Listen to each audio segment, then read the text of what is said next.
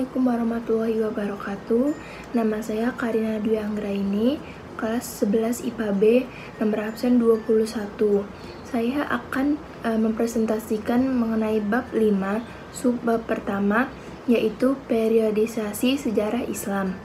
Periodisasi sejarah Islam dibagi menjadi 3 periode. Yang pertama, periode klasik, yang kedua, periode pertengahan, dan yang ketiga, periode modern. Periode klasik adalah periode yang berlangsung dari 650 sampai 1250 Masehi. Periode klasik merupakan periode kejayaan Islam. Periode klasik memiliki ciri-ciri yaitu perpaduan peradaban Islam dengan Timur Tengah dan pola ekonomi dengan monoteistik. Apa sih monoteistik itu? Monoteistik adalah kepercayaan bahwa Tuhan hanya tunggal atau satu dan berkuasa atas segalanya. Fase klasik dibagi menjadi 2 bagian. Bagian yang pertama yaitu fase ekspansi, integrasi, dan puncak kemajuan yang berlangsung pada tahun 650 sampai 1000 Masehi. Di fase inilah Islam di bawah kepemimpinan para khalifah dan mengalami perluasan pengaruh yang sangat signifikan. Jadi, pada fase ini Islam sangat maju. Dari mulai ke arah barat melalui Afrika Utara, Islam mencapai ke Spanyol, dan ke arah timur melalui Persia, Islam sampai ke India. Yang kedua, fase disintegrasi. Dari namanya, disintegrasi yaitu perpecahan, yang berlangsung pada tahun 1000 hingga 1250 Masehi. Fase ini ditandai dengan perpecahan dan kemunduran politik umat Islam, hingga berpuncak pada terenggutnya Baghdad oleh bala tentara Hulagu di tahun 1258 Masehi. Yang kedua adalah periode pertengahan. Periode pertengahan berlangsung dari tahun 1250 hingga 1800 Masehi. Periode pertengahan ini bisa disebut juga periode kemunduran Islam. Periode pertengahan dibagi menjadi 2 fase. Fase yang pertama yaitu fase kemunduran, yang berlangsung dari 1250 hingga 1500 Masehi. Di masa ini, desentralisasi dan disintegrasi bertambah meningkat. Perbedaan antara Sunni dan Syiah dan juga Arab dan Persia bertambah nyata. Dunia Islam terbagi menjadi 2. Bagian Arab yang berpusat di Mesir, terdiri dari Arabia, Irak, Suriah, Palestina, Mesir, dan Afrika Utara. Dan bagian Persia yang berpusat di Iran, terdiri dari Balkan, Asia Kecil, dan Persia, dan Asia Tengah. Fase kedua adalah fase munculnya 3 kerajaan besar yang berlangsung pada tahun 1500 hingga 1800 Masehi. Apa sih 3 kerajaan besar itu? 3 kerajaan besar tersebut adalah kerajaan Utsmani di Turki, yang kedua kerajaan Safawi di Persia, dan yang ketiga ada kerajaan Mughal di India. Perhatian pada ilmu pengetahuan kurang sekali pada saat fase ini. Akhirnya, umat Islam semakin mundur dan 3 kerajaan besar mendapatkan banyak tekanan. Yang terakhir adalah periode modern yang terjadi pada tahun 1800 dan seterusnya. Periode modern ini bisa disebut sebagai periode kebangkitan umat Islam yang ditandai dengan munculnya para pembaharu Islam. Umat Islam mulai sadar bahwa di barat telah timbul peradaban baru yang lebih tinggi dan akan menimbulkan ancaman bagi umat Islam itu sendiri. Dimulai sejak jatuhnya Mesir ke tangan barat. Pada periode modern, umat Islam heran melihat kebudayaan dan kemajuan barat. Raja-raja dan para pemuka Islam mulai memikirkan bagaimana meningkatkan mutu dan kekuatan umat Islam, sehingga dapat membangkitkan pengetahuan umat Islam. Selanjutnya, saya akan membahas pembahasan bagian kedua, yaitu masa kejayaan Islam.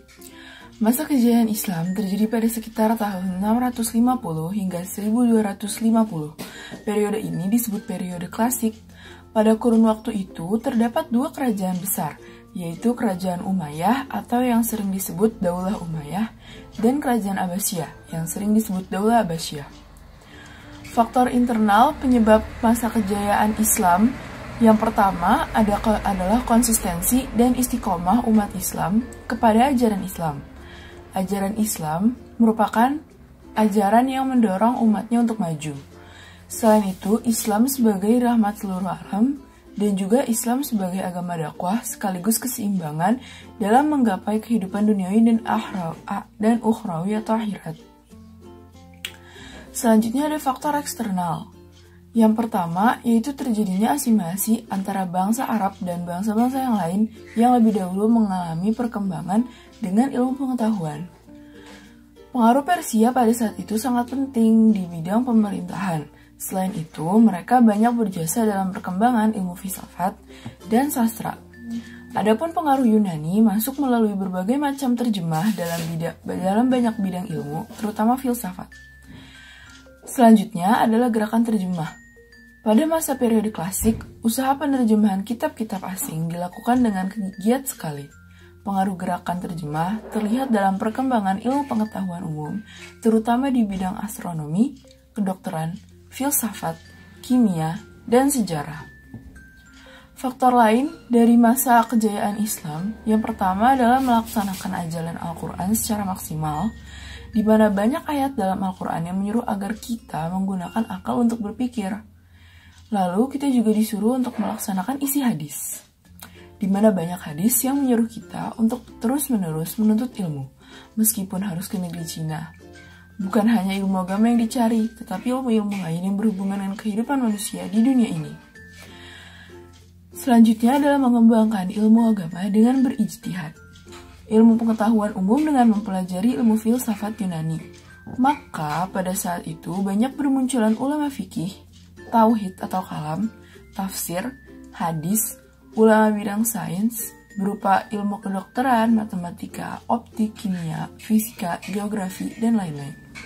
Dan yang terakhir adalah ulama yang terdiri sendiri serta menolak untuk menjadi pegawai pemerintahan.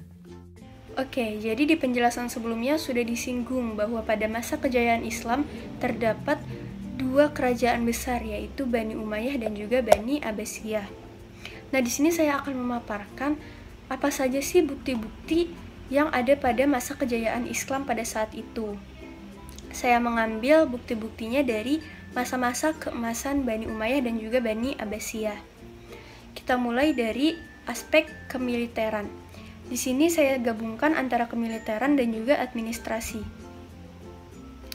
Untuk kemiliterannya sendiri dibentuklah suatu departemen pertahanan dan keamanan yang disebut dengan Diwanul Jundi. Nah, Diwanul Jundi ini memiliki tugas untuk mengatur organisasi-organisasi militer dan hal-hal lainnya yang berhubungan dengan kemiliteran. Juga untuk meningkatkan kemiliteran pada saat itu, dilakukanlah pelatihan militer guna menjadi bekal untuk persiapan perluasan wilayah. Kemudian untuk administrasinya sendiri, dibentuk sebuah dewan kearsipan atau yang disebut dengan Dewan At-Tauqi, yang pada saat itu memiliki tugas untuk mengurus surat menyurat yang berhubungan dengan negara pada saat itu. Kemudian dibentuk juga Dewan Pengawas yang disebut dengan Dewan Azimani dan Dewan Penyelidik Kekuasaan. Selain dewan-dewan yang tadi, dibentuk juga Departemen Kepolisian dan Pos. Lalu pengadilan tingkat tinggi, dan juga pada saat masa Khalifah Harun ar-Rasyid, pada saat itu ia pernah melakukan sebuah perbaikan Baitul Mal, yang mana ini juga dilakukan demi meningkatkan kesejahteraan masyarakatnya. Bagi yang belum tahu, Baitul Mal itu sesuai dengan namanya, yaitu mal yang artinya harta. Jadi Baitul Mal ini adalah sebuah lembaga yang mengurusi harta-harta negara dan masyarakatnya, seperti mengurusi pajak, pemasukan negara, pengeluaran negara, dan semacamnya. Kemudian setelah itu kita akan membahas aspek sosialnya. Di aspek sosialnya ini agak unik karena pada saat itu dibagi menjadi 2 kelas. Yang pertama ada kelas khusus dan yang kedua ada kelas umum. Kelas khusus ini diisi oleh para petinggi-petinggi seperti misalnya khalifah, keluarga khalifah atau Bani Hashim, para pejabat negara, para bangsawan atau Bani Quraisy, lalu juga para petugas khusus seperti anggota tentara dan juga pegawai istana. Kemudian untuk kelas umumnya ya sisanya dari yang tadi, misalnya tukang, petani, pedagang, saudagar, fuqaha, pujangga, seniman, ulama, dan semacamnya. Nah, demi mengadili atas kelas-kelas sosial ini, dibentuklah sebuah kebijakan, yaitu pembentukan badan negara. Anggotanya terdiri dari 2 kelompok tadi, dan mereka ini bertugas untuk melayani berbagai macam kelompok umat lainnya. Jadi dari 2 golongan tadi mereka bersatu untuk melayani berbagai golongan masyarakat di negara tersebut. Kemudian kita masuk ke aspek ekonominya. Nah, di sini saya jadikan 2 poin besar, yang mana yang pertama itu yang paling terlihat adalah terjadinya perkembangan perdagangan Islam yang sangat pesat. Maksudnya di sini adalah berbagai komoditas pada saat itu dikuasai oleh para pedagang-pedagang dari bangsa Islam. Misalnya ada komoditas seperti karpet yang dikuasai oleh para pedagang dari India sana. Kemudian Persia juga menguasai perdagangan dan lain-lainnya. Lalu poin yang kedua yaitu pada masa Bani Abbasiyah mulai dikenalnya mata uang yang terbuat dari emas, atau sebutannya pada saat itu adalah dinar. Disinilah mulai berlakunya dinar sebagai mata uang resmi. Lalu kita masuk ke aspek budaya dan kesenian.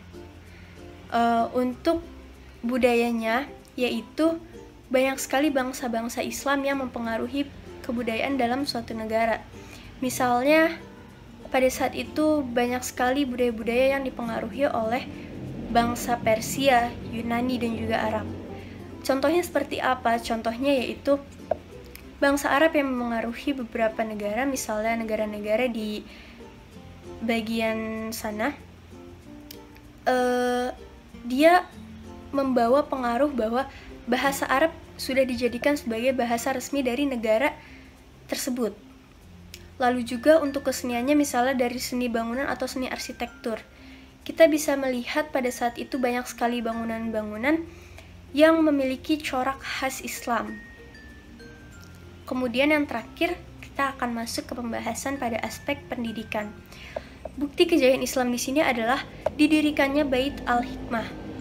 Bait Al-Hikmah ini adalah sebuah lembaga pendidikan menengah pertama dalam Islam. Kurikulumnya dia meliputi pelajaran tafsir, ilmu hadis, usul fikih, ilmu tasawuf, ilmu mantik, kesusastraan, dan semacamnya. Selain untuk pendidikan-pendidikan yang kurikulum tadi, Bait Al-Hikmah ini juga dijadikan beberapa fungsi utama, misalnya yaitu dia sebagai pusat penerjemahan. Karena pada saat itu mulai adanya gerakan terjemahan seperti yang sudah disinggung tadi, gerakan terjemahan itu sangat-sangat marak. Dan daripada dia tersebar terlalu berpencar, mendingan dia dipusatkan dalam suatu tempat gitu ya. Nah, pusatnya ini dipilihlah Bait Al-Hikmah. Kemudian Bait Al-Hikmah ini juga dikenal sebagai pusat kajian akademis, perpustakaan umum, dan juga memiliki sebuah observatorium. Pada saat itu banyak sekali berbagai observatorium bermunculan sebagai pusat pembelajaran astronomi. Selanjutnya, saya akan bahas tentang tokoh-tokoh pada masa kejayaan Islam. Yang pertama adalah Ibnu Rushd dari tahun 520 Hijriah sampai 595 Hijriah, yang memiliki nama lengkap Abu Al-Walid Muhammad ibn Ahmad ibn Rushd. Ia lahir di Cordoba pada tahun 520 Hijriah dan wafat di Marrakech, Maroko pada tahun 595 Hijriah.